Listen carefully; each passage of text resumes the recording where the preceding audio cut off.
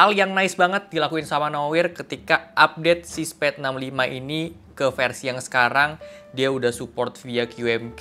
Sebelumnya itu belum ya, masih software bawaan, karena gue inget banget waktu gue nge-review N1X ya, sekitar 7-8 bulan yang lalu, nggak lama mereka rilis SPAD 65 dengan kelas yang lebih premium, tapi belum support sama VIA atau QMK. Agak sayang aja ya waktu itu, makanya gue juga nggak terlalu tertarik untuk nge-reviewnya. Dan sekarang ketika mereka kasih upgradean dan ada warna baru juga di yang seri sekarang, jadi ya lumayan tertarik untuk nge-reviewnya. Walaupun di software bawaan dia yang kemarin itu udah cukup aja sih untuk ngatur settingan-settingan basic gitu, tapi tetap aja secara visual dan enaknya VIA juga nggak perlu install-install, lewat website aja gue udah bisa langsung akses. Tinggal download aja JSON filenya yang udah disediain juga sama si Nowir, upload ke VIA dan udah bisa adjust si keyboard ini gitu, atur-atur sesuai dengan kemauan kita. Dan ada satu fitur juga di VIA yang menurut gue jadi cukup game changer lah untuk dipakai di keyboard ini. Hal kecil sih sebenarnya, sepele juga. Kalau misalnya kita charge si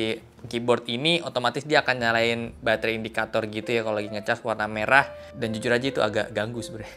Nah, di VIA bisa dimatiin. Gue udah nge-review sedikit reviewnya Ocha sama Luis yang kemarin mereka kan udah dapat SPAD versi awal. Di situ juga mereka agak kaget yang soal VIA-nya, tapi appreciate juga sama si kualitas keyboardnya yang memang udah bagus secara typing feel, terus build quality juga. Nah, di varian baru ini Titanium Grey dia tetap kasih kualitas anodize yang memang bagus banget ya aluminiumnya. Terus di pinggir-pinggirnya juga ini dibikin tumpul gitu, dan di kanan kirinya ada potongan atau kayak lekukan, jadi nggak boxy banget gitu, gue suka. Terus dia punya bezel juga ini tebel. Terus dia punya side profile ini ada plate yang bisa kita copot juga, dibikin gold gitu. Dan ada aksen khasnya si SPAD juga ya, geometri, garis-garis geometri gitu. Dan di bottom case-nya ini yang cukup ikonik, dia kasih logo SPAD juga, sekop gitu. Sekop.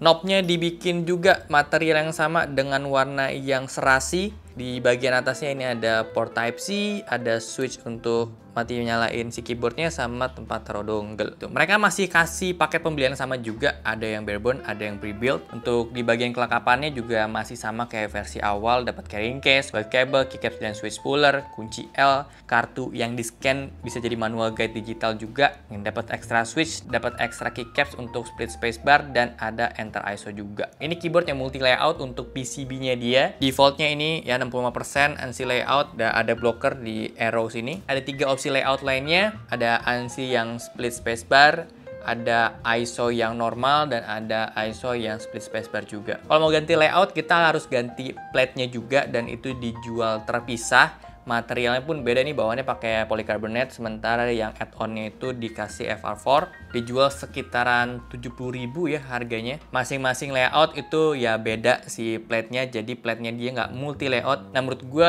coba aja hal ini tuh jadi masuk ke upgrade mereka juga ya. Karena ini seperti bahas sama Luis Ocha juga kemarin pas di review awalnya mereka, karena akan jauh lebih praktis aja gitu. Kalau mau ganti layout nggak usah dibongkar semua, nggak usah ganti switchnya, dipindahin ke plate lainnya. Jujur aja sih sebenarnya sama layout yang ANSI ini sih gue nggak ada masalah ya. Cara fungsi juga gue ganti layout untuk kelihatan unik aja sih tampilannya. Dan untuk split spacebar di keyboard 65% juga menurut gue nggak terlalu yang gimana-gimana gitu ya. Kalau split spacebar di 40% gitu mungkin ya jauh lebih kepake dibanding 65%. Untuk keycapsnya di sini dia pakai PBT die sub cherry profile. Printingnya ini udah konsisten banget, tebel, teksturnya juga bagus. Untuk dalaman keyboardnya kayak gini ya, dia pakai gasket mount, pakai silikon gasket, polycarbonate plate. Ini flex cutnya banyak banget, jadi super fleksibel. Switchnya juga ini pakai KTT KU orange, pre-loop, long pole, suaranya mantep kalau mentok, jadi keluar banget ya karakternya. Flat mount stabilizer dan udah sangat-sangat oke. Pre-loop rata banget, nggak ada rattle sama sekali di unit gue ini. Ini PCB-nya hot swap universal south facing. Ini dia udah kelihatan ini ya, spacebar enternya itu udah ada soketnya numpuk. Dan bener juga ini udah lengkap banget, ada switch pad, power on platform, power on case foam juga. Baterainya di bottom case, ada daughterboard juga. Ini udah nice port Type-C ke PCB. Jadi secara fungsi gasket mount ini nggak gimmick dan emang beneran kerasa gasketnya. Typing test.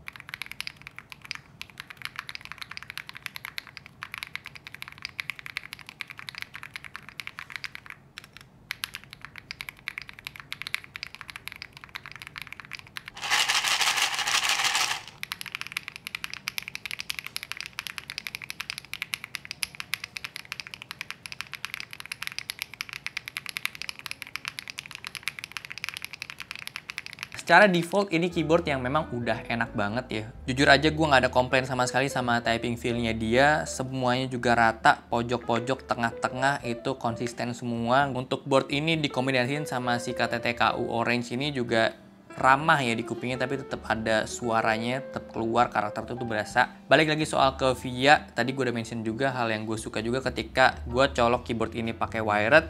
Si FN-nya ini kan harusnya nyala ya, indikator dia ngecharge, dan kita bisa matiin aja gitu indikator si ngecharge itu lewat VIA, dan itu gue suka banget karena memang gue pasti pakai wired aja di keyboard ini walaupun dia ada support wireless dongle sama Bluetooth.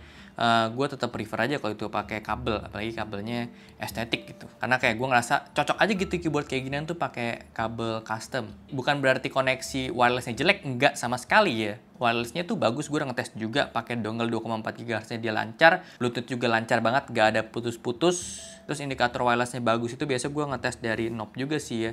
Kadang knob itu nge-lag ketika pakai wireless, padahal kalau wired itu lancar jaya. Nah di sini aman banget, responsif, mau diputer cepet atau pelan juga akan tetap sama. Untuk harganya juga ini masih sama kayak versi yang pertama kemarin ya. Barebone itu ada di 1,7-an, dan untuk pre-build-nya itu ada di sekitaran 1,9 jutaan. Jujur aja termasuk yang oke jadinya secara overall. Ya memang upgrade-nya di VIA ini ya cukup jadi game changer juga ya untuk di keyboard ini. Cuma tadi catatan gue soal kenapa nggak sekalian si plate-nya dibikin yang multi layout juga gitu. Ya mungkin itu akan jauh lebih perfect sih, tapi ini udah cukup banget lah. 3 mode koneksi, meshing-nya bagus juga, secara typing feel enak, gasketnya nggak gasket-gasketan, beneran gasket bagus. Appreciate lah sama si SPED 65 nih, dan ini beneran akan jadi daily driver gua sih. Untuk semua add-onnya, aksesorisnya, kalian bisa cek aja linknya udah gue taruh di description box. Mau beli Barebone juga bisa di situ ya. Jadi segitu aja untuk video kali ini. Thank you banget udah nonton. Kalau suka boleh like, share, dan subscribe. Gue sampai jumpa di video selanjutnya. Terima kasih.